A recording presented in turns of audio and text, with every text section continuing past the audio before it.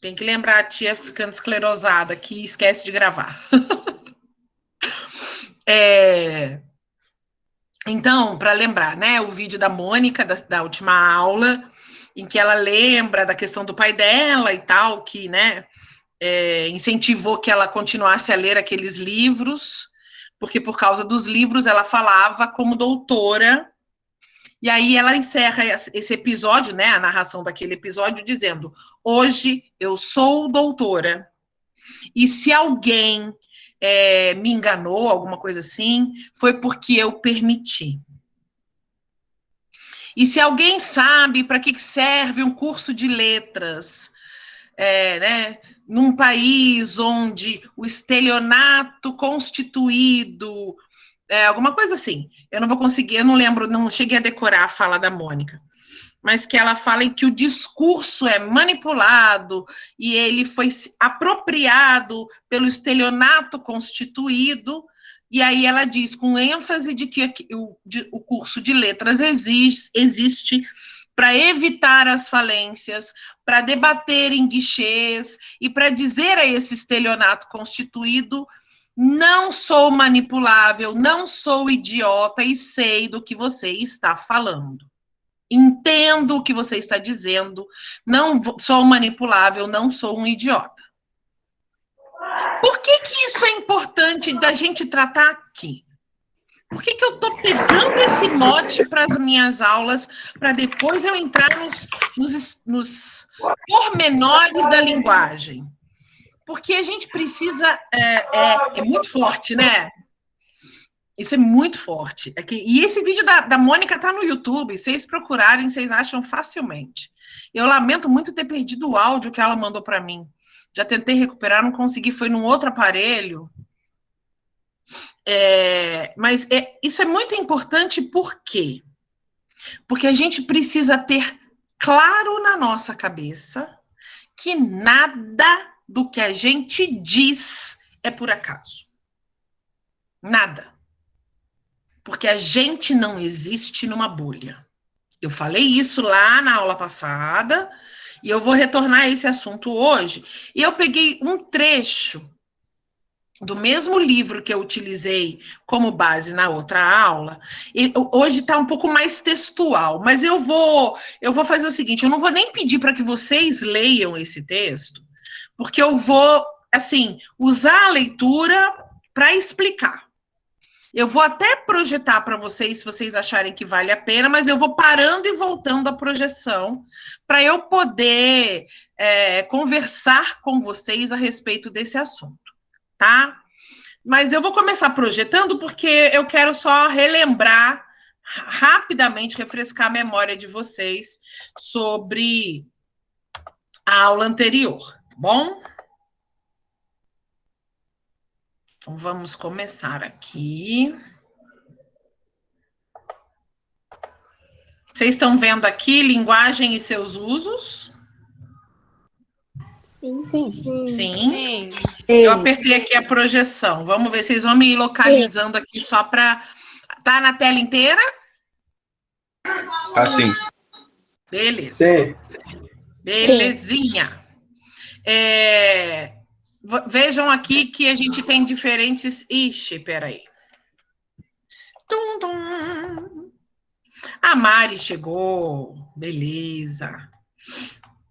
Maravilha. Boa noite, Mari. Deixa eu voltar para cá. Projeção novamente. A gente tem aqui diferentes ambientes, diferentes situações, né? E eu fiz, inclusive, questão de incluir aqui uma imagem que tem um garoto com síndrome de Down, porque as pessoas com síndrome de Down, eu já lecionei para uns 2 ou 3 menininhos com síndrome de Down, eles têm uma dificuldade muito grande de entender o que a gente chama de linguagem conotativa, né? Daquele significado que se constrói a partir do contexto. Metáforas, né? Essas figuras de linguagem para eles que são muito abstratas, eles têm um pouco de dificuldade para entender, porque a abstração para eles é um processo que precisa ser, um caminho que precisa ser traçado com muito mais cuidado, muito mais perícia mesmo, tem que ser bem devagarinho, bem, sabe, passinho por passinho. Eles são capazes de trilhar esse caminho, de chegar ao ponto de entender, de perceber, né, as sutilezas de uma metáfora, por exemplo, mas é muito mais demorado. Então, exige de quem fala, eles acabam exigindo de quem fala uma percepção mais apurada do discurso que a gente utiliza. E para a gente que é professor é um desafio delicioso, porque você precisa analisar a tua fala o tempo inteiro. Então, você se reconstrói como professor. Eu, particularmente, todos os alunos especiais que eu tive foram, assim, escolas para mim. Eu tive vários, eu já tive esquizofrênico, Down, eu tive vários autistas, vários autistas, e eu adoro eles todos de paixão, né, para variar. Então, só para a gente lembrar a diferença de língua e linguagem, a língua é o sistema, né, o grande conjuntão, e a linguagem são as estratégias que a gente se utiliza para se comunicar, que elas não necessariamente são dentro da língua, mas elas utilizam muitas vezes, a que a gente mais utiliza é dentro da língua, a gente pode ter outras linguagens, né, visual, sonora, corporal, enfim, né, diversas formas. Que a linguagem normalmente se utiliza de uma forma que tem uma carinha, né, que aqui eu estou chamando de nome, e tem um sentido, que se refere a uma coisa, né, um objeto, enfim. E a junção disso é que constrói o sentido, e é o que a gente chama de signo. Nessa junção, o sentido é feito pelo significado, que é a coisa em si, e o significante, que é o nome da coisa, né? Então, o signo é sempre arbitrário, ele surge de uma combinação, né, de um acordo estabelecido entre um determinado grupo social, né? E então ele é uma convenção, ele é um acordo mesmo, um combinado. O signo, ele é sempre um combinado. A gente combinou aqui que a gente vai chamar isso aqui de tela. Beleza, então, ó, para todo mundo, tá, gente? O nome disso aqui é tela. Falou? Então, quando todo mundo falar tela, a gente vai imediatamente lembrar desse negocinho aqui que mostra pra gente o que a outra pessoa tá fazendo lá na tela do computador, na tela do celular, enfim. Combinamos isso. Então, quem chegar no grupo depois vai ter que aceitar, por isso que é arbitrário, tem que aceitar o que a gente já decidiu. Ó, você está chegando agora, não vai sentar na janelinha, não. A gente já resolveu, isso aqui chama tela. Beleza? Beleza. Então, isso é a arbitrariedade do signo. Mas ele também tem uma simbologia, né? Quando a gente, por exemplo, pensa numa roda, né? Eu falei até do artigo que eu escrevi, que usava a ideia do espirógrafo, que é aquela rodinha que a gente usa para desenhar, tipo mandalinhas, aqueles circulinhos que a gente fazia, aquela reguinha que a gente usava, eu usava muito aquilo na minha época de colégio, lá, segunda, terceira série, sei lá como é que chamava na época, acho que era isso mesmo, hoje é segundo ano, né, terceiro ano, na época era segunda série. Eu fazia lá os circulinhos com aquele espirógrafo, porque eu estava falando dos círculos sociais intransponíveis que o conto que eu analisava estava apresentando. Então, eu usei o espirógrafo como a imagem simbólica daquilo, porque o círculo era a figura que aparecia inúmeras vezes no conto, que ia trazendo essa representatividade desse infinito, que é uma coisa que não termina, né? O círculo não tem começo, meio e fim. Enfim, eu fui desenvolvendo essa ideia por conta dessa simbologia. Tanto que a primeira coisa que eu fiz no artigo foi citar o verbete círculo do dicionário de símbolos, para a gente pegar a ideia simbólica da figura circular.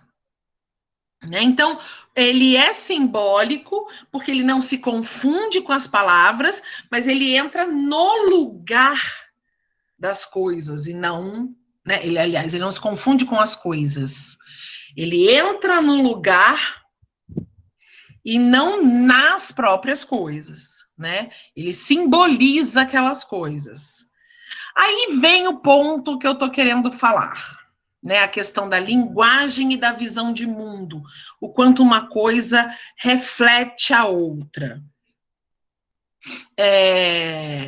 A escolha, né, as escolhas ideológicas, aliás, a visão ideológica sempre direcionando as escolhas dos símbolos, dos signos, enfim, né? Isso tudo a gente consegue observar a partir da percepção, né, de cada um, conforme os discursos vão sendo produzidos, né? Então, quando a gente separa alguma coisa do trivial, aquilo passa a ser simbólico de alguma forma, porque ele também transmite visões de mundo. Aí aqui a gente tem exemplos, né, do pão e do vinho para os cristãos, a balança para a justiça, a maçã para a ideia do pecado, a pomba para a paz, enfim. Então, esses elementos, eles produzem um sentido que vai além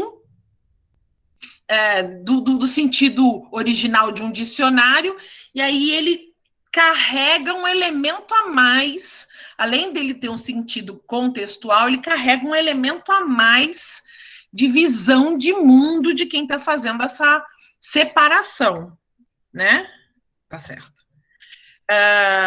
Então, as palavras originalmente são neutras, mas a partir do momento que elas passam a ser utilizadas, elas deixam de ser neutras. Elas indicam uma forma de pensamento. Ideologia é forma de pensamento, é visão de mundo. Tanto que tem gente que usa o termo cosmovisão e não sabe que cosmovisão e ideologia são praticamente sinônimos. Porque ideologia, alguns sociólogos atribuem como a visão de mundo de quem está no poder. E cosmovisão ou visão de mundo, que é a mesma coisa, como a visão de mundo de quem está fora do poder. É só essa a diferença. Então, na verdade, a gente não tem grandes diferenças, não só de sentido, mas, na verdade, quando a gente pensa no uso dessas palavras, quando alguém fala em ideologia, normalmente ele está atribuindo a linha de pensamento que está ligada à palavra ideologia um sentido negativo. Porque para ele a sua é a cosmovisão, ou é a visão de mundo. A do outro é a ideologia. Por exemplo, aquele termo, aquela expressão, deixa eu parar aqui que aí eu vou ver vocês. Espera aí. Aqui. Aquela expressão ideologia de gênero. Não existe dentro da sociologia, e aí agora eu vou falar com um pouquinho mais de abandonar aqui o meu lado letras, eu vou voltar lá para o meu mestrado em ciências sociais. Não existe ideologia de gênero. Esse conceito dentro da sociologia, ele definitivamente não existe. Existem estudos de gênero. O que são os estudos de gênero? São estudos que se dedicam a observar os papéis dos diferentes gêneros, masculino e feminino. Ideologia, eu quero uma para viver. Dos papéis dos gêneros masculino e feminino ou suas diferentes configurações, né? Enfim, dentro do espaço social. Se vocês se lembrarem da aula passada, quando eu falo, por exemplo, lá daquele, né, da manipulação do discurso para o machismo, lá do man explaining, man interrupting e etc. O que a gente tem? A gente tem uma padronização de um comportamento feminino e de um comportamento masculino dentro da sociedade, mas são padronizações que não estão necessariamente, na verdade, elas não têm nenhuma vinculação com alguma característica biológica. Porque, na verdade, assim, eu sempre brinco, tem uma piadinha de internet que eu acho interessante. Esse brinquedo é de menino ou é de menina? Aí a pergunta que a gente faz é a seguinte: a pessoa para brincar, ela precisa de pênis? Não. Ela precisa de vagina? Não. Quer dizer, na verdade, de vulva, né? Ela precisa de vulva para brincar? Não. Se ela precisar de um dos dois, para início de conversa, não é brinquedo para criança. Né? Se ela não precisa de nenhum nem de outro, é um brinquedo para criança. Não interessa se é menino ou se é menina. Ah, mas eu vou deixar meu filho. Menina veste azul, menino veste azul, menina veste rosa. Aliás, eu queria entender isso, porque a Elsa fica linda de azul cantando Let It Go, né? Maravilhosa. Né, Mari? A Mari tá rindo, é a mais pura verdade. Quando eu, por exemplo, o meu sobrinho, Benício, ele absolutamente ama brincar de boneca. Ama. Inclusive, o que ele pediu para o Papai Noel no último Natal foi como é que é? Ai, aquela boneca zoiuda, que eu detesto, que eu acho cara pra caraca, que eu não dou pra Clarice. Clarice tem porque ela ganhou da minha irmã. Baby Alive, ela mesma. Exatamente, ela fica linda lá no castelo dela. O Benício pediu uma Baby Alive menino. Na verdade, ele queria não só uma Baby Alive menino, ele queria uma Baby Alive menino pretinho. Por quê? Porque o B ama brincar de boneca, de cozinha, porque ele gosta de cozinhar. Porque ele gosta de cuidar de criança. O que a gente pode ver no B? Tudo. Alguém que gosta de cuidar de criança. Gente, um professor é o quê? Alguém que gosta de cuidar de criança. Para brincar com uma boneca, você precisa de um pênis ou de uma vulva? Não. Né? O cuidado com a criança, por exemplo, vamos pensar na instituição tradicional casamento. Também. Vamos pensar na instituição tradicional casamento. A minha irmã, por exemplo, casada esse ano, acho que ela faz 18 anos de casada, ela tem 2 filhos, um menino que vai fazer 17 e uma de 13 vai fazer 14. Cada vez que a minha irmã acordava de madrugada para dar de mamar para os meus sobrinhos, meu cunhado estava do lado, acordado, sentado do lado dela. Porque se ela precisasse de qualquer coisa, ele ia fazer.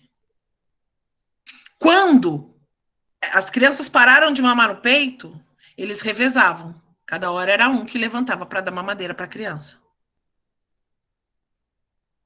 Porque não precisava mais do peito dela. Então ele podia levantar para mamar. Meu cunhado é um ser humano absolutamente apaixonado por criança. Aliás, ele vira criança quando vê uma criança. O que isso me diz? Será que ele brincou de boneca quando foi criança? Provavelmente.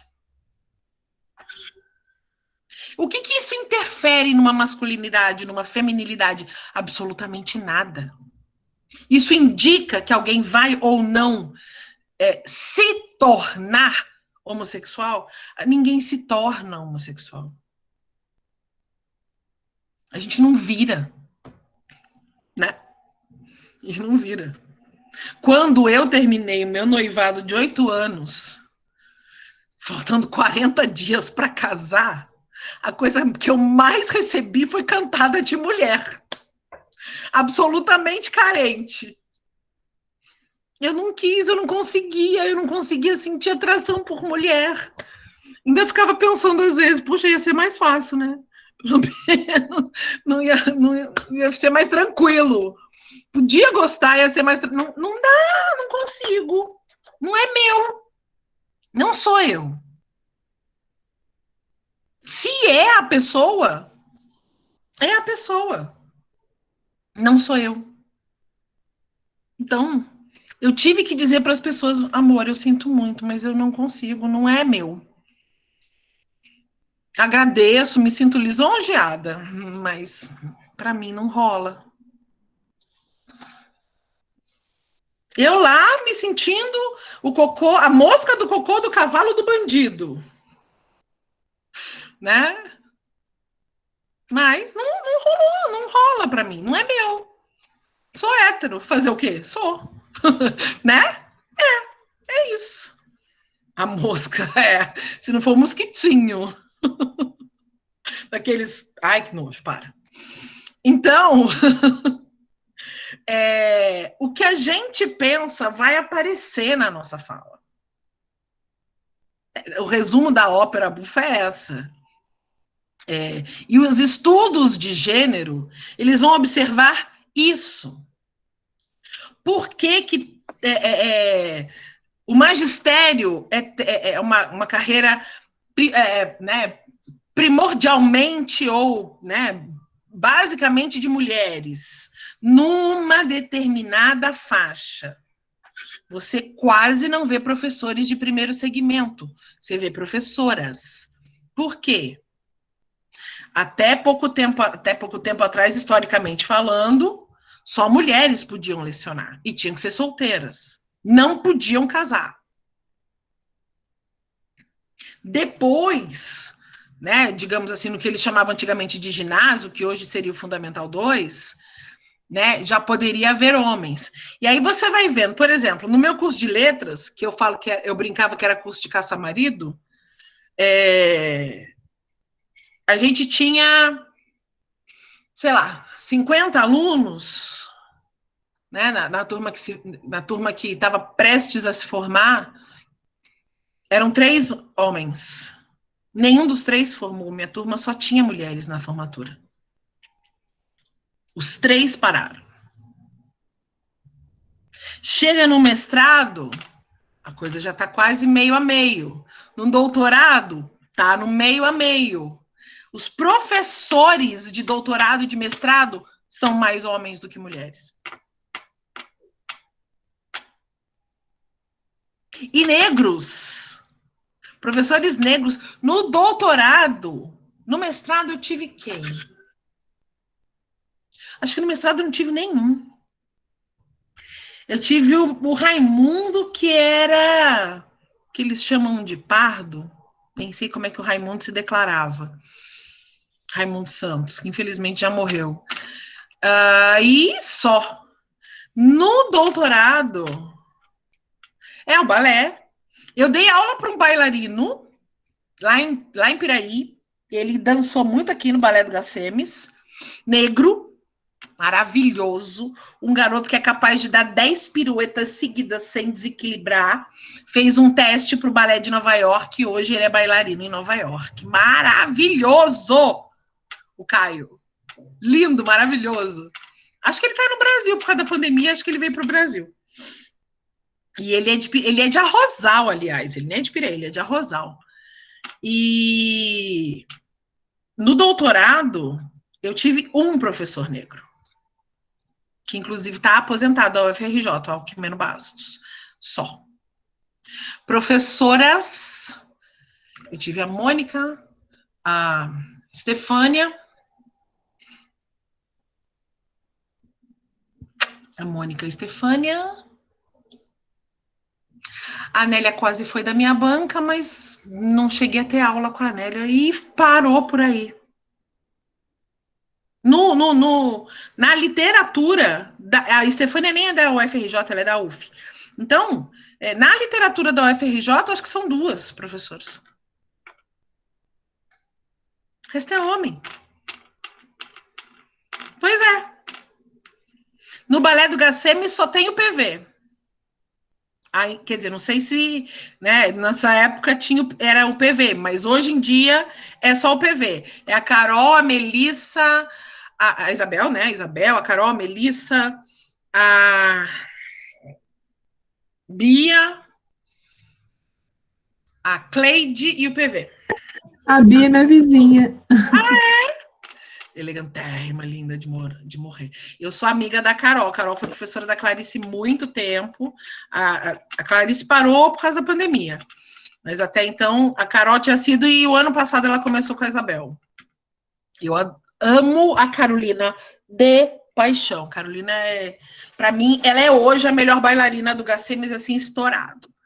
Mas a Bia tá entrando pro contemporâneo com PV, aí ela tá com mais malemolência. Eu vou muito ao balé deles, eu acho maravilhoso. Mas voltando ao que eu dizia, essa questão de ideologia e de visão de mundo, né?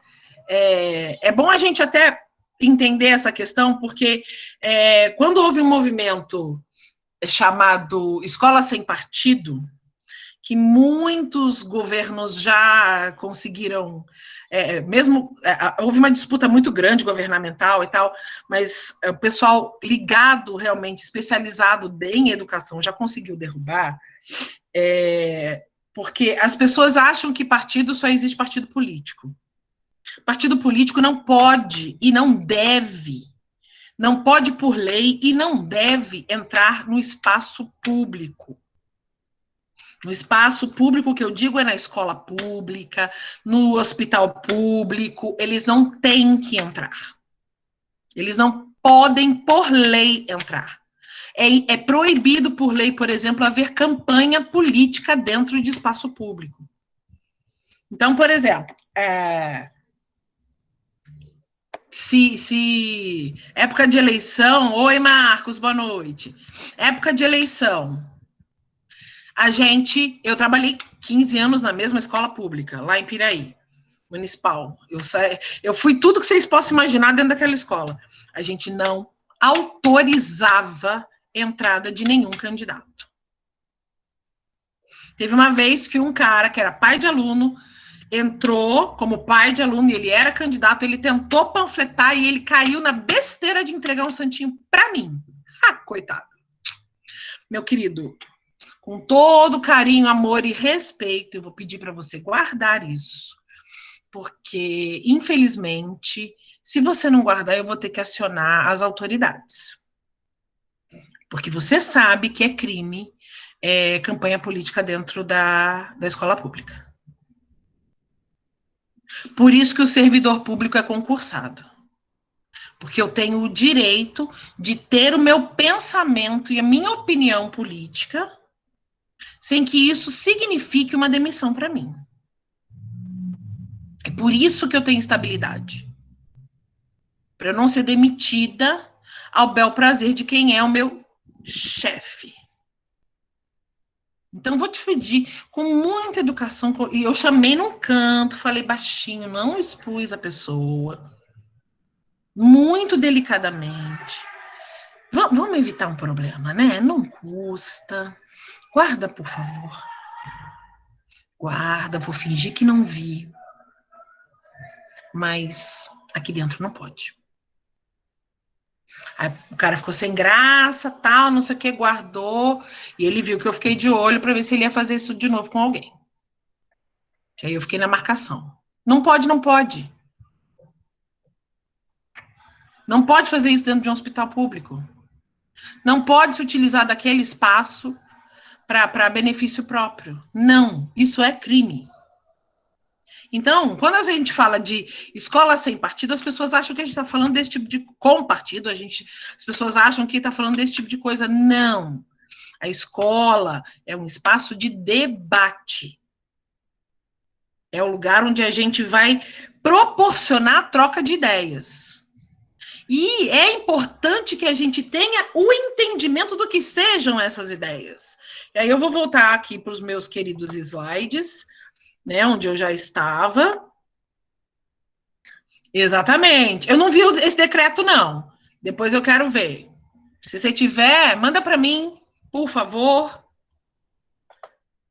Tá? Então, olha só. As palavras podem ser neutras, mas elas vão deixar de ser neutras conforme acontece o uso delas, né? Mari, eu estou só refrescando as memórias aqui. Isso aqui eu vou dar uma pulada. Agora eu quero entrar num ponto daquele texto que a gente começou a ver nessa aula passada, que já é a parte mais nova, né? Para a gente pensar, por exemplo, vou parando e voltando, tá, gente? Como eu disse para vocês. Vocês já ouviram falar de eufemismo? Sim. Ontem.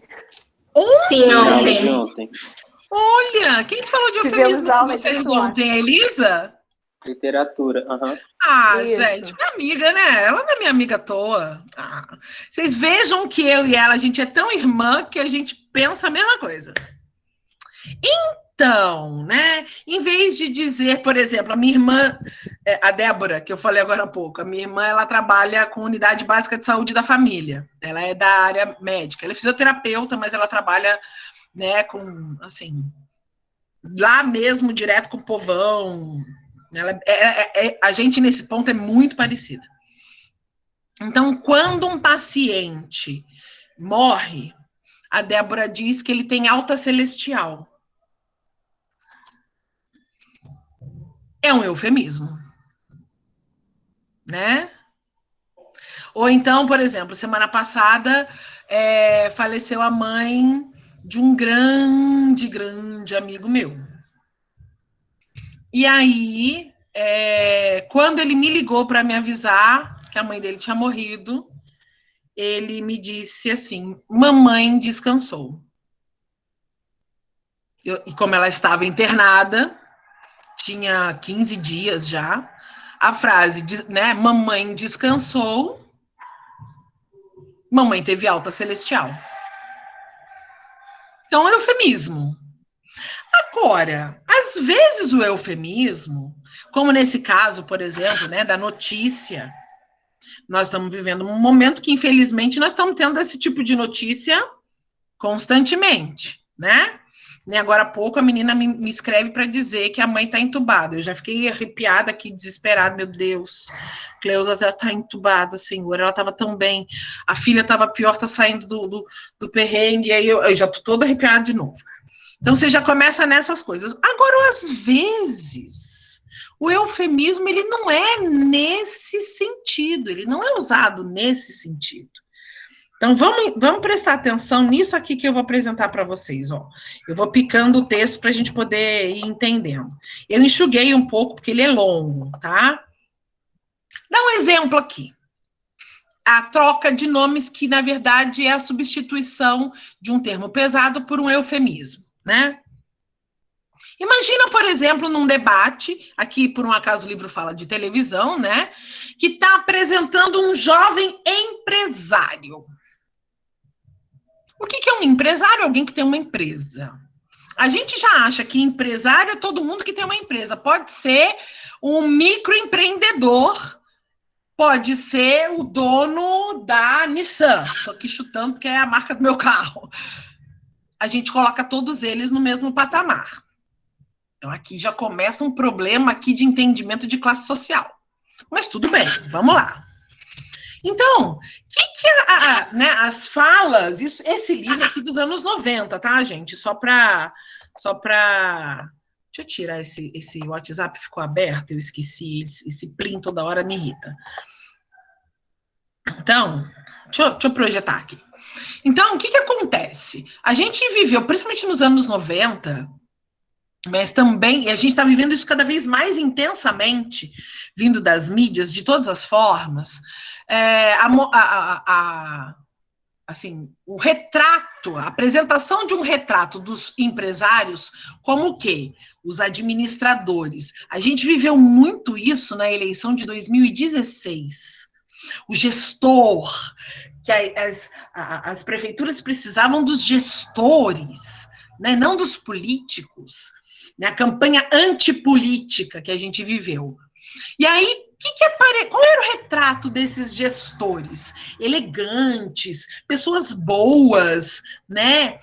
E muitas vezes era um retrato diferente de algo vergonhoso. Agora, olha só. Efetivamente, eles estão a dirigir corporações cujo fim último, ou cujo, na verdade, aqui está querendo dizer, o principal objetivo é lucro e ampliação de capital. Lucro e ampliação de capital só existem, e tudo quanto é livro de sociologia, seja de qual visão for, direita, esquerda, centro, para cima, para baixo, para o meio, na diagonal, não importa, todos afirmam sem medo que só existe lucro e ampliação de capital quando a mão de obra é mal remunerada. Certo? Isso pode ser dito de uma maneira bonitinha ou uma maneira direta. Mas, de qualquer maneira, todos os livros de economia, todos os livros de sociologia vão dizer, sim, que lucro e ampliação de capital só são possíveis com má remuneração de mão de obra. Enfim, só que quando você está diante de uma figura dessa, se você diz de cara que o propósito é lucro e ampliação de capital, isso principalmente lá nos anos 90, isso era muito pesado, isso era ruim. O público não queria pensar nisso, porque ainda existia uma consciência do que significa o lucro e ampliação de capital, a exploração da mão de obra. Então, os empresários não faziam uma defesa aberta, escancarada da ideia de capitalismo, porque o capitalismo nada mais é do que a instituição de livre concorrência em favor do capital. E o que é o capital? É o dinheiro, ampliação da propriedade, o lucro como principal objetivo da atividade econômica. Então, para fingir que eles não eram capitalistas, o que aconteceu? Vamos para o regime da livre empresa ou livre mercado, que é o que a gente escuta hoje, o tempo inteiro. Livre mercado, Estado mínimo e etc. Por quê? Como se esse livre mercado, essa livre empresa, fosse capaz de patrocinar a justiça social e a distribuição de renda. Porque nada mais... não existe nada mais caro, mais querido, mais desejado por uma população pobre do que distribuição de renda e justiça social. Né? Uma diminuição da desigualdade social. Agora, vamos entender por que a imprensa, né, a mídia, de maneira geral, passou a utilizar livre empresa ou livre mercado em vez de usar capitalismo, mesmo que eles sejam a mesma coisa.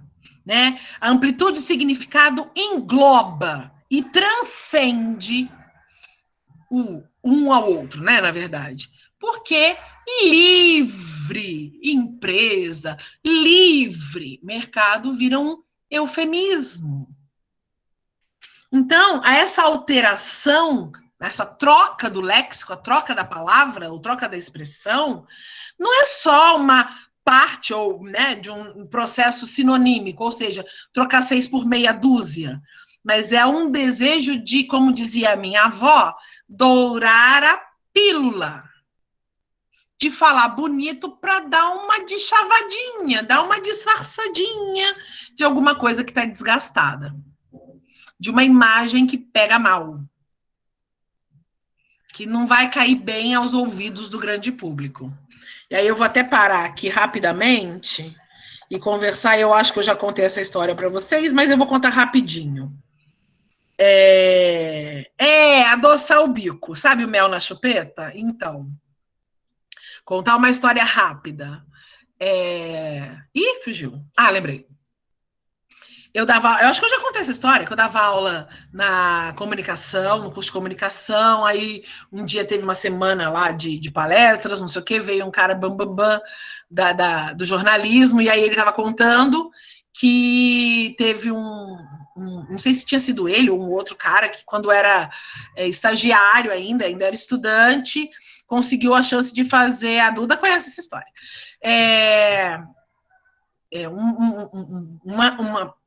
participar de uma reunião de pauta de edição do Jornal Nacional. E aí ele estava lá vendo o William Bonner reunido com a galera, não sei o que, na sala, mesão, blá, blá, blá. E aí ele só ouvindo, escutando e anotando. De repente ele percebia que aí alguém propunha uma determinada notícia para entrar no jornal, falava, defendia ideia, não sei o que. Aí o William perguntava: mas o Homer vai gostar disso? Aí eles discutiam, não sei o que, aí decidia se entrava, se não entrava, vinha a próxima, e mesma coisa, debate, apresenta a ideia, não sei o que, e no final o William perguntava: mas o Homer vai gostar disso? E aí, enfim, acabou a reunião, o menino foi fazer uma entrevista de estágio com o William Bonner e tal, e aí ele, de repente, quando acabou a entrevista, ele virou curioso, como todo jornalista.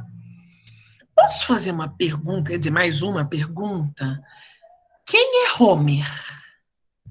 Aí o William respondeu: Homer Simpson. Aí o moleque arregalou o olho. O nosso padrão de espectador é o Homer Simpson. Tudo que o Homer entende e gosta é o que entra no nosso telejornal. Aí a gente vai parar para analisar quem é o Homer Simpson.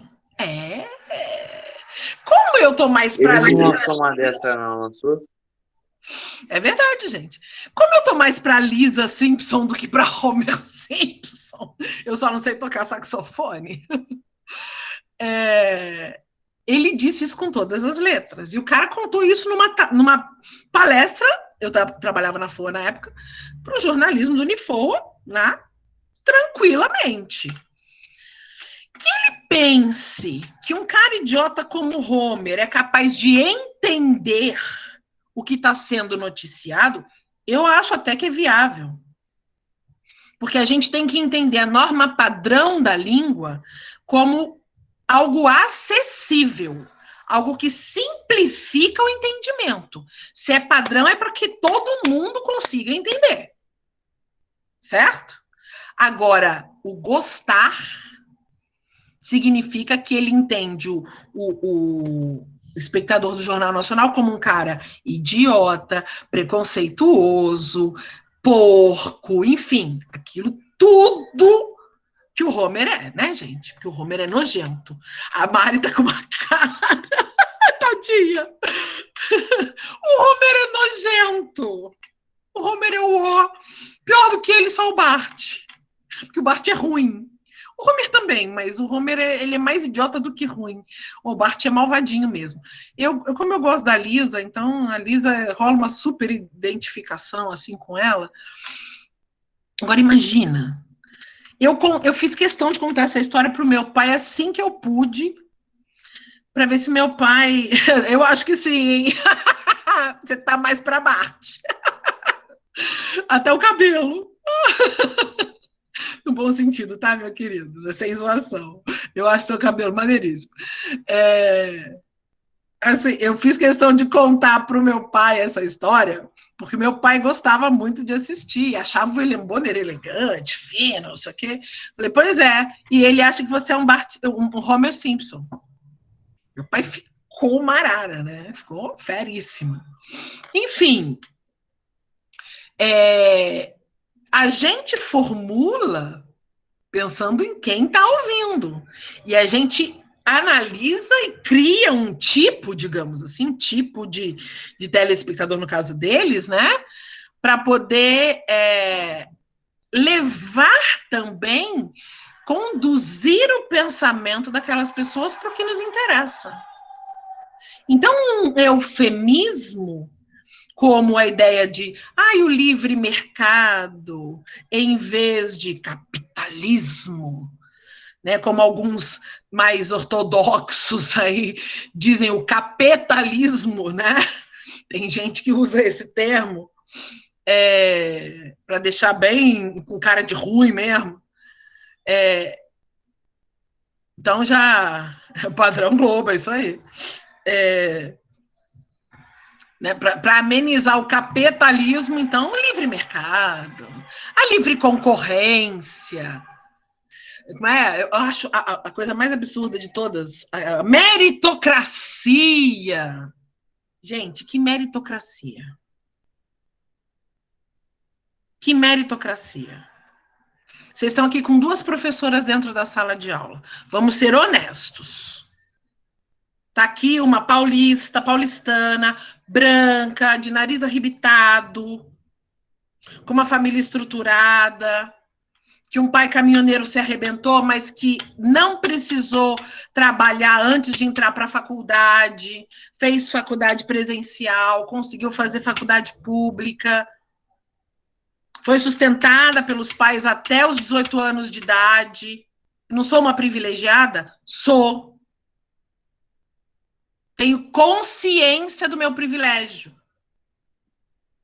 A outra que a gente tem aqui é uma menina negra, batalhadora, que rala até hoje, que trabalha em comércio, tá na 2ª faculdade, trabalha pra caramba, se esforça pra caramba, sabe? Com muita antecedência, Abigail, a aula vai ser de quê? O tema é qual?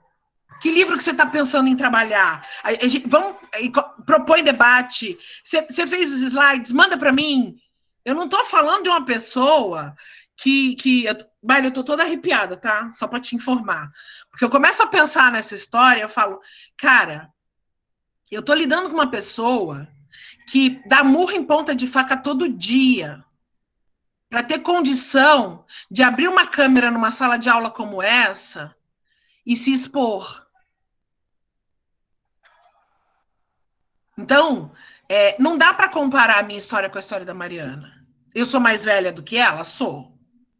Ela tem cara de menina, mas ela não é tão menina assim. Mas eu sou mais velha do que ela. Então, eu sou menos menina do que ela.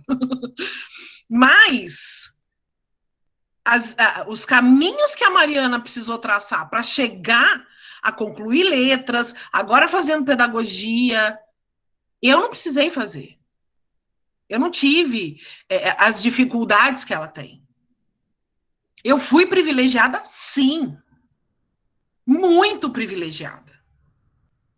Eu tive, por exemplo, o privilégio de já entender o que era uma educação de qualidade quando eu fui estudar numa escola pública em São Paulo nos anos 80.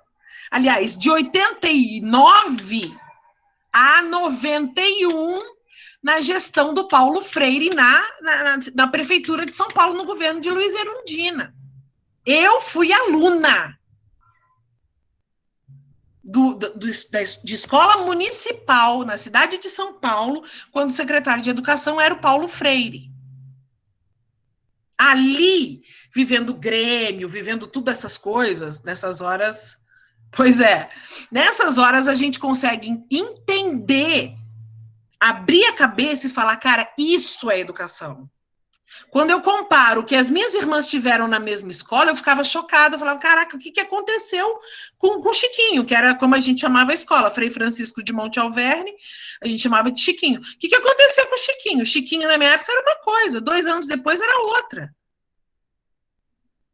Por quê? Entrou Maluf na prefeitura, já era, caiu tudo, acabou, não tem Paulo Freire, não tem Marilena Chauí, não tem nada.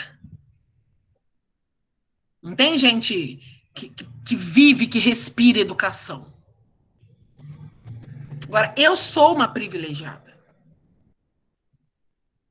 Eu tenho pele clara. Eu tenho nariz arrebitado.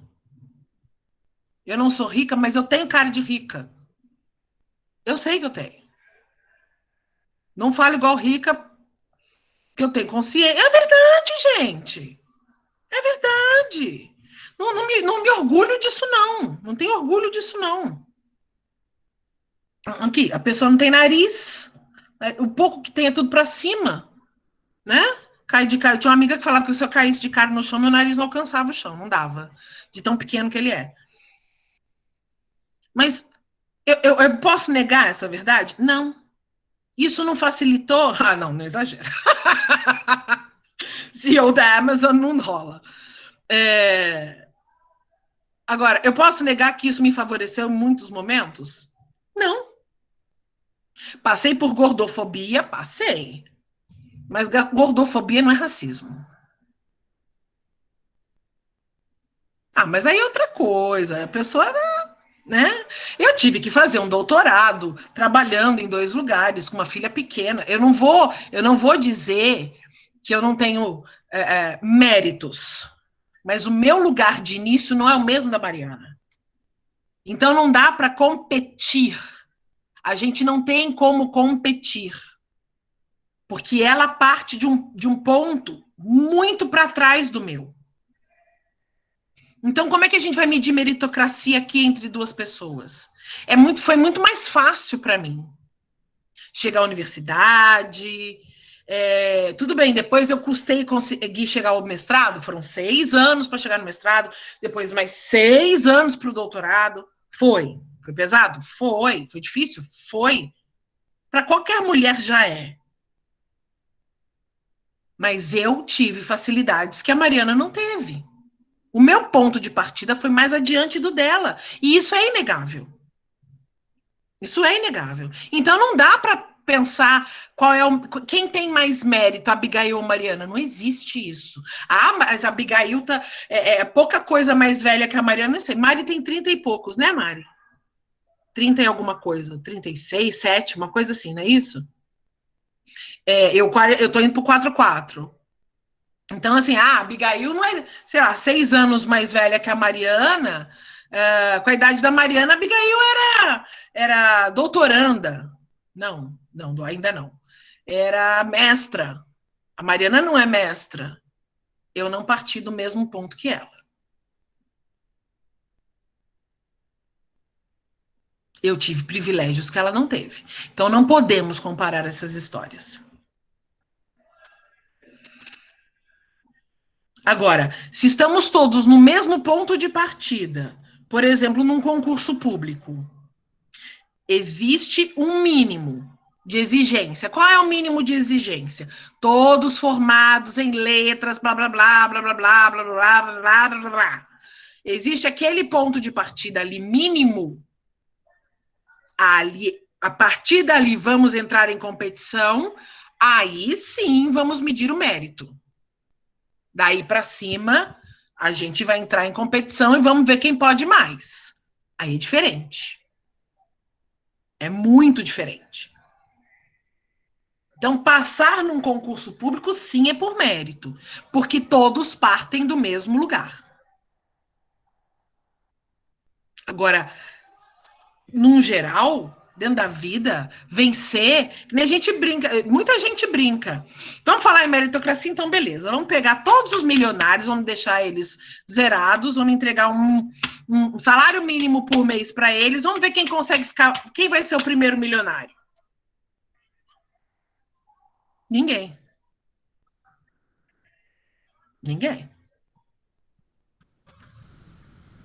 Porque com salário mínimo você mal come, né? Você ganha para absolutamente sobreviver. Não é viver, não, é sobreviver. Porque esse papo de a gente não quer só comida, a gente quer comida, diversão e arte, não existe com salário mínimo. Enfim, para tentar terminar aqui a minha proposta da noite, porque eu tenho pouco tempo. Mário, eu não sei se você conseguiu ler, porque eu me atrasei pra caramba com isso aqui. Enfim, como eu dizia, a palavra capitalismo ficou feia, porque as pessoas se acostumaram a associar com a exploração de um outro ser humano, com a ganância, né? Aí aqui a fala do Machado, para a gente não perder, né, Mari? O homem sendo lobo do próprio homem. Aí a ideia da livre empresa é angelical. É uma forma não contaminada e tal. E aí é esse jogo retórico, né? É a ideia de troca, de substituição da palavra como um discurso persuasivo, de convencimento, de não, vem cá, calma, você está muito nervoso, esse negócio de luta de classes, isso é muito, não, isso estressa as pessoas, calma, olha só, tô te dando um emprego, olha como eu sou legal. Eu estou te dando, eu não preciso que você trabalhe para mim, você precisa do emprego, né? E aí, essa mudança de perspectiva, etc. e tal, para poder você persuadir a pessoa a aderir àquele pensamento. E, na verdade, então, o que acontece? Com tudo isso consolidado, a gente começa a perceber que as instituições, de alguma forma, elas assumem essa verdade que elas constroem como a verdade social. Então, a ideia de convencer e alterar atitudes e comportamentos estabelecidos por um grupo social que se contrapõe. Então, é um uso da linguagem que tem uma proposição muito manipuladora. E aí a gente volta a lembrar, deixa eu olhar para vocês outra vez, da fala da Mônica, do discurso lá da Mônica na formatura. Sei onde você quer chegar, sei o que você está dizendo, não sou um idiota, não sou manipulável. Porque eu estou percebendo que você está pura e simplesmente trocando uma palavra por outra para me convencer a concordar com você. Para eu ir igual um cordeirinho atrás de você, olha como eu sou manipulável. E eu vou atrás de você e eu acredito no que você está me dizendo. Só porque você está me dizendo com palavrinhas tão bonitinhas. Cuti-cuti.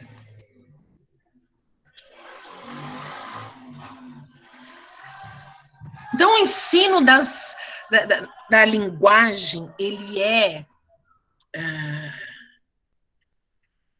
em si é libertador, ele emancipa. Não, vocês não são Homers, né, gente? Graças a Deus. Louvado seja o Senhor, amém. Ele emancipa a gente. Ele empodera a gente.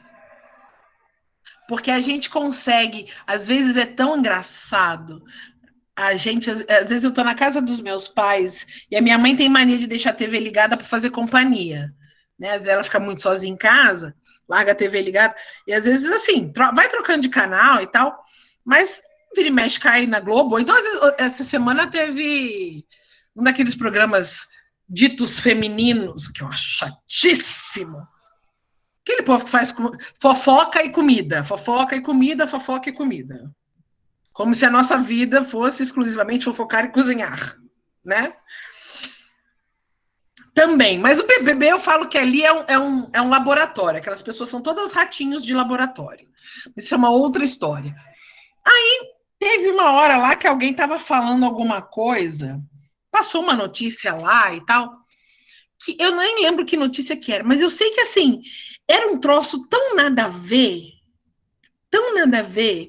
que as pessoas estavam apresentando, sabe, umas notícias idiotas, bobinhas, que você escuta e fala assim, cara, primeiro, para que noticiar um negócio que não colabora com a vida de ninguém? Segundo, o que eles querem com isso? Terceiro, por que não estão noticiando coisa importante? E aí, logo em seguida, veio o anúncio de que haveria a tal da entrevista com o Sérgio Moro na Globo. Acho que foi isso, foi a Globo. Ah, foi daquelas entradas que tem umas meninas todas descoladas, uns caras com os piercings, que passa durante o dia, sim. Uma galera toda metida descoladinha, tatuado, piercing, não sei o quê. Enfim. Um povo doido que corta um cabelo curto de um lado e um cabelo comprido do outro, assim, sabe? Mais ou menos, tipo eu. Enfim. E aí, logo depois veio dizendo que ia ter a entrevista do Sérgio Moro, blá, blá, blá.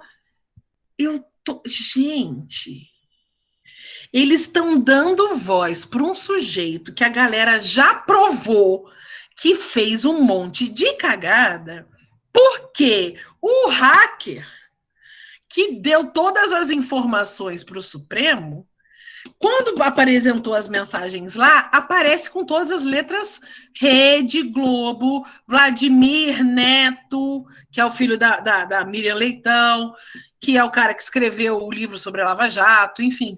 Aparece o nome deles com todas as letras. Então a Globo estava com o nome mais sujo, como dizia minha avó, mais sujo do que pau de galinheiro, né, Mari? E aí eles precisavam dar uma deschavada na parada. Vamos disfarçar um pouquinho aqui. Que esse negócio o bicho tá pegando pro nosso lado. Cara, eles só foram admitir que eles apoiaram a ditadura militar tem o quê? 10 anos? A ditadura acabou há quase 40, né? Pois é, a praia deles é liberar. Vocês podem ver que eles criticam Bolsonaro, mas eles não criticam Paulo Guedes.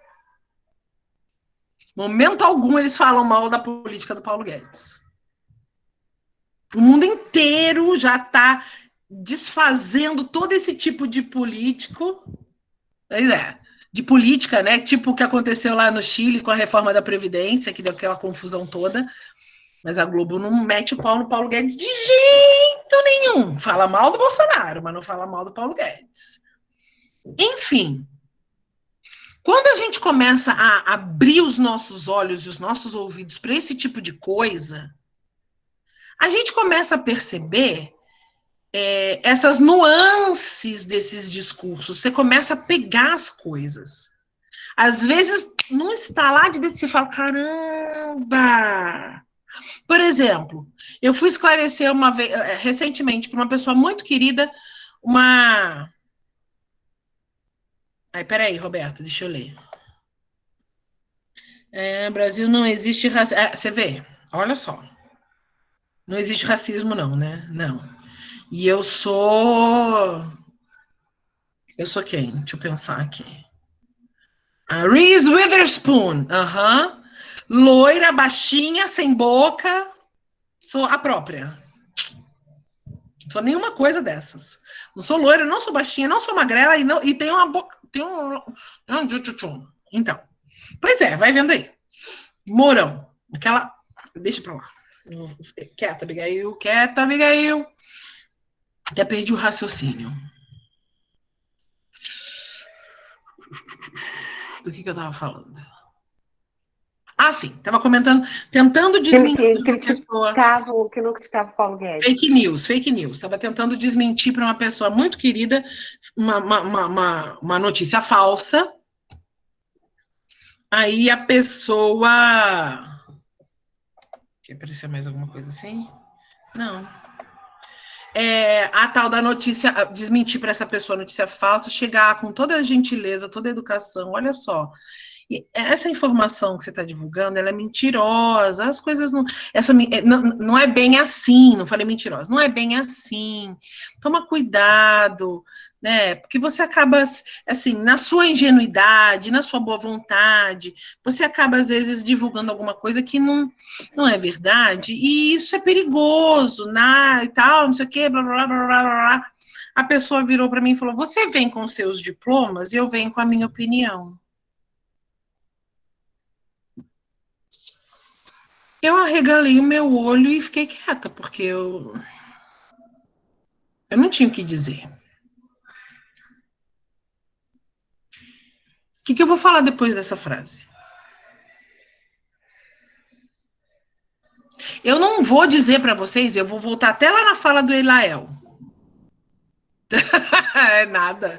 Eu sou europeia, nada. Eu sou latino-americana. Eu vou voltar na fala do Elael. A ciência, ela tá aqui para ser desmentida. A gente pesquisa para vir alguém depois e desmentir tudo que a gente pesquisou. Nem fala, deixa para lá. A ciência existe aqui para isso. Só que chega num dado momento que as pessoas já tentaram desmentir determinados fatos e não conseguem mais, então aquilo está consolidado. Né? Por exemplo, vou falar aqui da linguística, Mariana vai me ajudar, a questão da definição de signo. Começou lá com o nosso velho amigo no século XIX, Fernand de Saussure, né, Mari? Com o tio Saussure. Hoje, é o tipo de definição que não tem mais discussão. Porque não tem uma pessoa que estude linguagem no planeta inteiro que não passe pela ideia de signo, definição de signo, que seja ligada à primeira definição que o Saussure falou lá atrás. Rebateram, fizeram, não fizeram... Mas a definição de signo do Saussure não dá mais para desmentir. Hoje...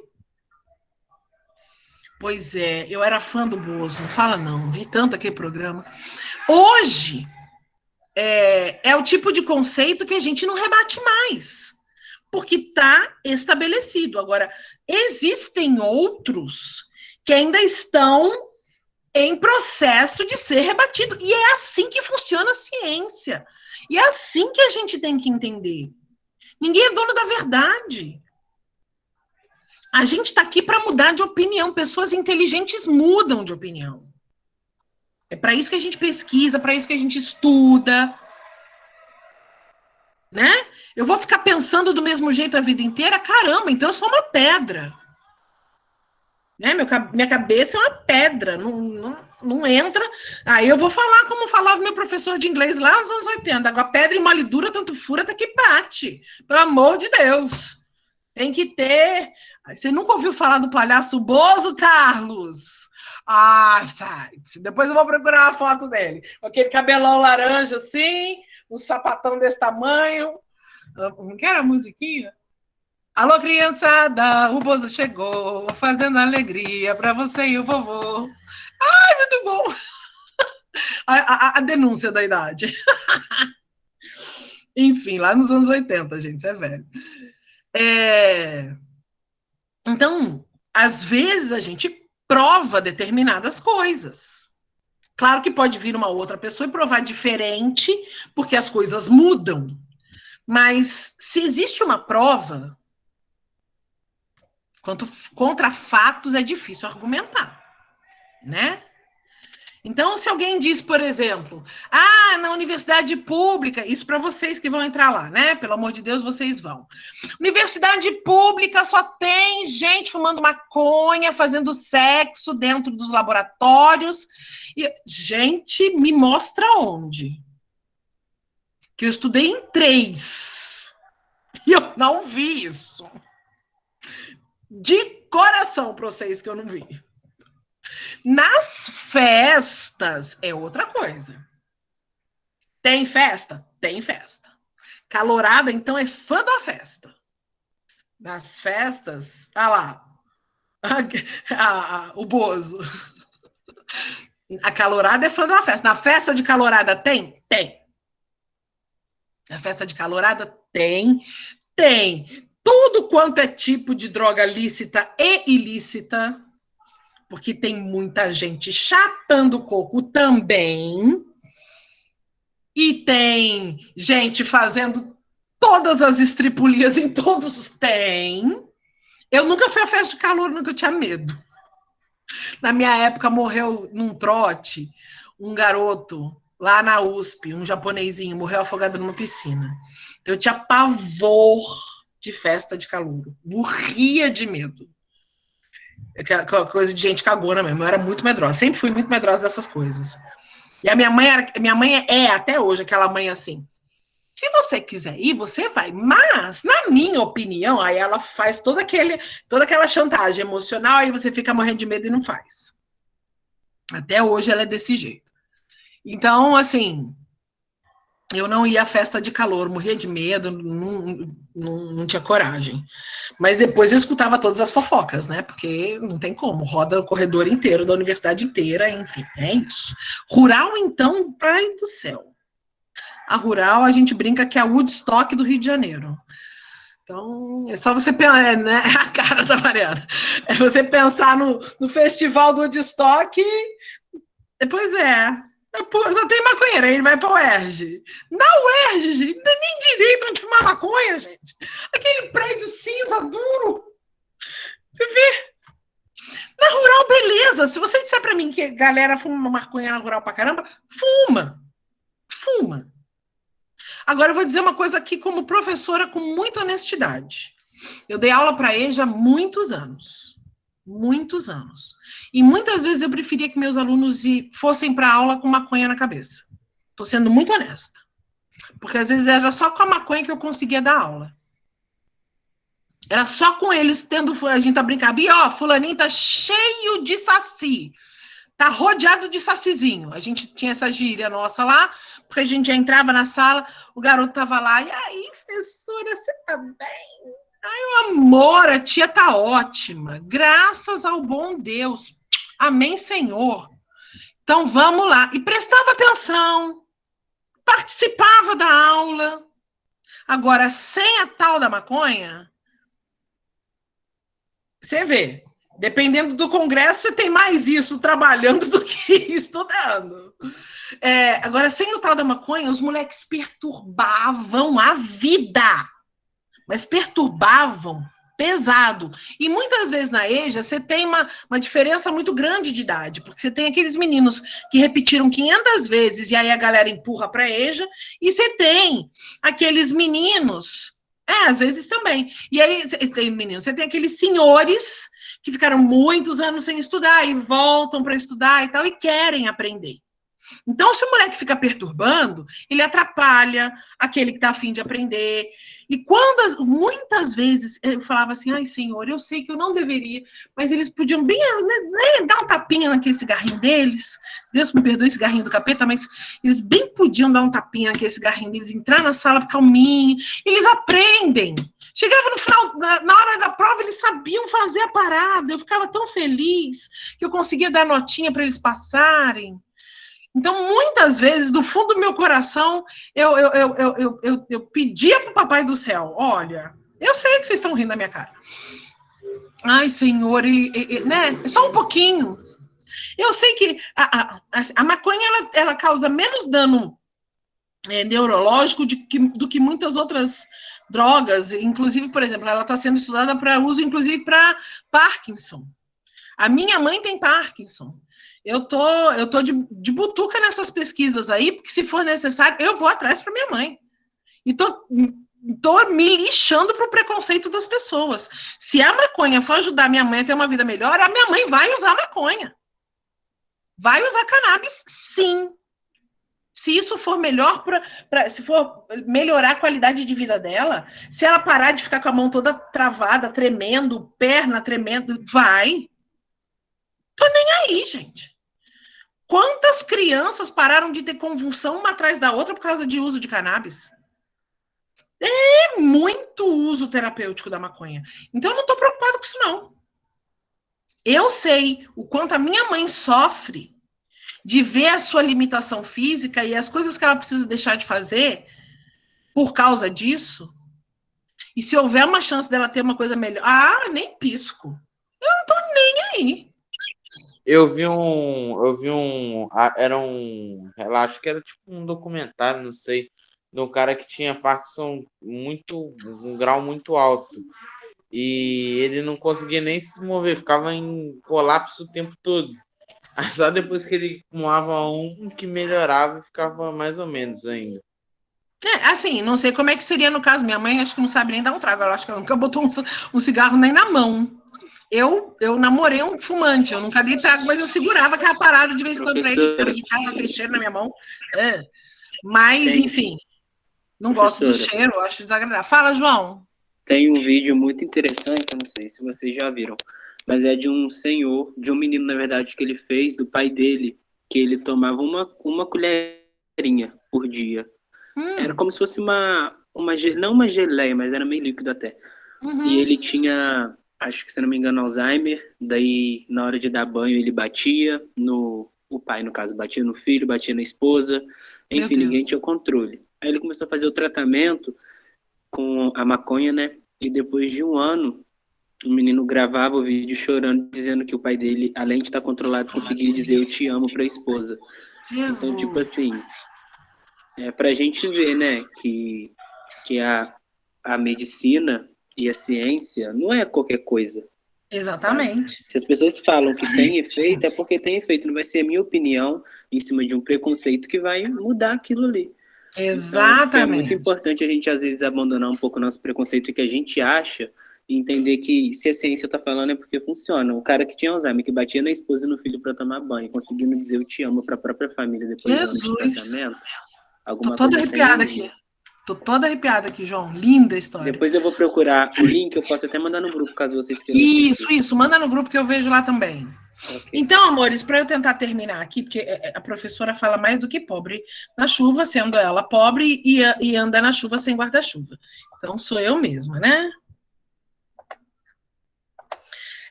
A ideia aqui, né, do discurso, por exemplo, essa questão do discurso da maconha, né? Existe aí toda uma questão, a maconha e a cocaína, elas eram liberadas até a década de 30 do século passado. Quem proibiu foi o Vargas. Elas eram compradas na farmácia, para qualquer tipo de uso.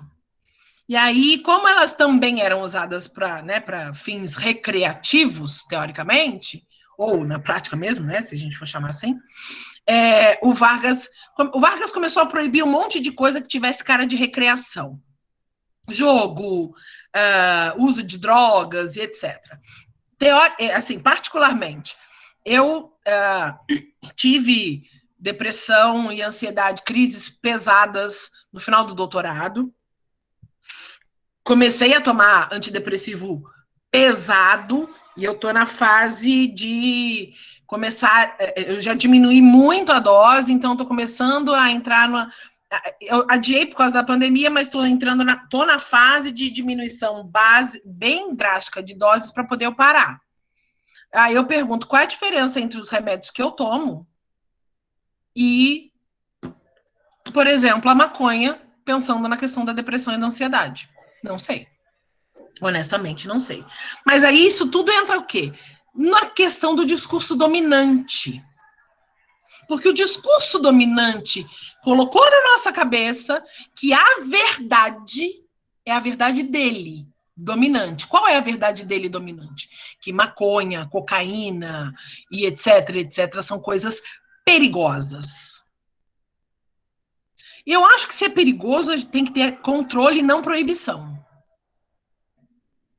Porque se eu ponho, por exemplo, uma Anvisa para controlar, como acontece, por exemplo, com cigarro, com álcool, teoricamente com o álcool é mais liberado do que o cigarro, mas com o cigarro, por exemplo, é muito mais fácil de você conseguir afastar isso do uso das pessoas do que se você tiver a proibição. É só ver o que aconteceu nos últimos anos com relação ao tabagismo. A diminuição de fumantes foi drástica nos últimos anos. Agora, com relação ao uso das drogas ilícitas, não aconteceu a mesma coisa, né? Mas aí o discurso dominante fez com que a sua verdade passou a se tornar toda a verdade. Por quê? Foi um discurso persuasivo que se dotou de recursos retóricos para convencer e alterar atitudes e comportamentos estabelecidos. E, normalmente, isso vem de um discurso institucional. Por exemplo, o Vargas. Vargas era um tenente, participou do movimento tenentista no Brasil, e aí, quando teve a confusão lá, né, café com leite, vai ser São Paulo, vai ser Minas para presidente do Brasil, o Vargas, com o exército, deu um golpe e virou presidente gaúcho. Pronto, não vai ser nem Minas nem São Paulo, vai ser Rio Grande. E assumiu, mas ele era um militar. A gente começa a perceber aí que as coisas fora do seu devido lugar já começam problemáticas. Vou até lembrar lá da fala da Mônica, né? É a frigideira em cima do vaso sanitário. Se o militar sai do quartel, ele está no lugar errado. Se o pastor sai da igreja, ou religioso, né? O padre sai da igreja, ele está no lugar errado. O lugar do religioso é na igreja. O lugar do militar é no quartel. O lugar do juiz é no tribunal. É cada coisa no seu lugar, um lugar para cada coisa. Então aí a gente começa a perceber essa misturada, como disse a Mônica, né? E aí essas instituições, no caso do Vargas, o discurso militar, que é um discurso de uma disciplina punitiva, começou a ser instituído no Brasil, como a gente viu aí no caso, por exemplo, da proibição dos jogos, tipo, bingo e jogo do bicho não pode. Mas qual a diferença disso para o jogo da loteria? Para mim, nenhuma. Por que a loteria pode e os outros jogos não podem? Na minha cabeça, isso não faz sentido. Mas, enfim. Então, aí aqui dá um exemplo, né, da questão, por exemplo, da monogamia e da poligamia, por uma questão de visão né, institucional que foi estabelecida. Eu não estou defendendo a poligamia. Sinceramente, não sei se eu saberia lidar com a situação. Porém, esse aqui é só um exemplo que está lá no livro, né? O Código Civil determina que a monogamia é o modo de organizar a família no Brasil. Não tem como a gente questionar. Então, isso vem de um posicionamento moral e ético, ambos, né? De que essa é uma verdade, desse pensamento ético ou moral, e isso interferiu de tal modo que isso virou uma verdade absoluta. Então, quando a gente pensa, por exemplo, em culturas em que existe a poligamia, a gente acha um absurdo, né? Culturas lá do Oriente, por exemplo, que existe a poligamia. Eu não sei se eu saberia lidar, acho que não. Mas aí, enfim, nem vou discutir como certo ou errado. Então, os signos mostram as marcas das instituições de onde eles vêm, né? Mas nem sempre a gente está... Isso é tão claro, isso é tão evidente. Por isso que a gente precisa estar atento. Então, aí, aqui tem uma parte da Marilena Chauí, eu acho essa mulher tão sensacional. Ela é uma filósofa paulista, ela é lá da USP, está aposentada, tá velhinha já e tal, 90 e tantos, eu acho. Ela também foi secretária de Educação lá em São Paulo, depois que saiu Paulo Freire, ainda no governo da Erundina. Então, eu também estudei sobre a batuta dela. E aqui ela fala a respeito do conceito de eficiência. E é muito interessante a forma que ela observa aqui, porque não interessa se essa eficiência é para o bem ou para o mal, o que importa é que alguém, digamos assim, venceu uma competição. E aí ela até traz aqui 2 exemplos. O primeiro exemplo, um policial que é agraciado com uma nova patente na polícia, porque ele desvendou um determinado caso que estava muito obscuro. Só que, para desvendar esse caso, ele usou violência física, ele usou violência psicológica contra os suspeitos, mas isso não é levado em consideração. O que interessa é que ele desvendou. Então, aquela frase idiota de os fins justificam os meios,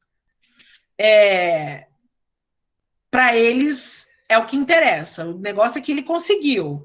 Então, o que interessa é que a ação foi obtida e a eficiência da polícia foi reconhecida, mesmo que ele tenha torturado um ser humano. De tortura mesmo, né? E a gente passou aí por um 31 de março recentemente, pessoas comemorando o início de um período em que a tortura era prática instituída no Brasil. Eu contei, acho que eu contei lá no grupo, não sei se vocês viram. Eu dei um depoimento lá no grupo, vou voltar aqui para ver vocês. O depoimento do que aconteceu com a mãe do meu ex-namorado, meu ex-noivo, quase marido. Não sei se vocês chegaram a ler lá no grupo. Né, do irmão ter sido preso pura e simplesmente porque ele, como taxista, fez uma corrida por um cara que era da guerrilha do Caparaó, lá em Manhumirim, lá no interior de Minas. E aí o pai e o outro irmão não poderiam aparecer. Gente, eu estourei o tempo, né? Agora que eu vi. Enfim, e aí a mãe caiu doente, quem teve que tentar descobrir onde o irmão estava preso foi ela. Menina, inexperiente e rodando o estado de Minas inteiro para tentar achar o irmão. E isso traumatizou a família toda, né? Os irmãos agora já são todos mortos, acho que só ela que está viva. A última vez que eu falei com ela, ela ainda brincou comigo. Bem que você tinha razão. Foram morrendo de trás para frente. Ela é a mais velha, morreu o mais novo, depois o segundo mais novo, esse que foi preso. Aí, recentemente, morreu o irmão abaixo dela e ela está aí. E ela rodando, e o irmão apanhou, foi torturado, passou 500 mil coisas. E eu soube dessa história quando eu fui com o Hélio assistir Zuzu no cinema. O filme sobre a vida da Zuzu Angel, e em que aparece um pouco da história do filho dela, do Stuart, que foi morto quando ele estava sendo torturado lá na pista do Galeão. Amarraram ele com a boca presa num cano de descarga de um caminhão, arrastado na pista do Galeão para tentar fazer ele dedurar onde estavam alguns companheiros dele, de guerrilha, sei lá, de luta, enfim, né, de tentar combater a ditadura, e nessa o Stuart morreu. E aí a Zuzu começou a tentar, cadê meu filho? Eu quero o corpo do meu filho, eu quero o corpo do meu filho, cadê? Ela era estilista conhecida, e ela acabou também morta num falso acidente de carro, naquele túnel que hoje recebe o nome dela lá no Rio de Janeiro. Foi horrorosa. A morte do Stuart foi a coisa mais pavorosa que tem. E aí, quando a gente foi assistir esse filme aqui no shopping, na saída do cinema, o Hélio chorando o filme inteiro, eu nunca tinha visto o Hélio chorar tanto na vida. De repente, a gente saindo do cinema, ele senta no chão, no meio do estacionamento. E aí ele me contou ali no estacionamento essa história toda, eu não sabia até então. Então foi um troço muito pesado. Muito pesado. Você vê, a minha mãe tem uma prima que foi torturada. A minha mãe viu a polícia invadindo a casa dela, ela era estudante na época, invadindo a casa, caçando, cadê a Flora, cadê a Flora, cadê a Flora, cadê a Flora, e não sei o que, e ela hoje é uma dos grandes nomes da Comissão da Verdade, né, ela tá entre os principais nomes, já presidiu a Comissão da Verdade no Rio, e cataram a Flora, levaram, aí ela foi presa, foi torturada, estupro, aquele cara, o tal do Ustra, ele enfiava ratos nas vaginas das mulheres, o negócio era assim, torturaram criança, gente, torturaram criança, na frente dos pais, para tentar obrigar os pais a falarem alguma coisa. Era um troço, assim, excomunal. Esse Oswaldão também foi um troço pesado. Agora, o Ustra era, assim, acho que o cúmulo da tortura, assim, da capacidade de desumanizar um ser. Porque foi ele que torturou mãe e pai na frente de 3 crianças de 2, 3 e 5 anos. Você imagina? A criança perguntando, mamãe, por que você tá verde? Sim. Erundina é assistente social, ela também passou perrengue na época da ditadura, vindo do Nordeste para cá e tal, enfim. Deixa eu ver se falta muita coisa, acho que faltou o finalzinho do texto da Marilena. E aí, um outro exemplo que eles deram foi de um biólogo ter conseguido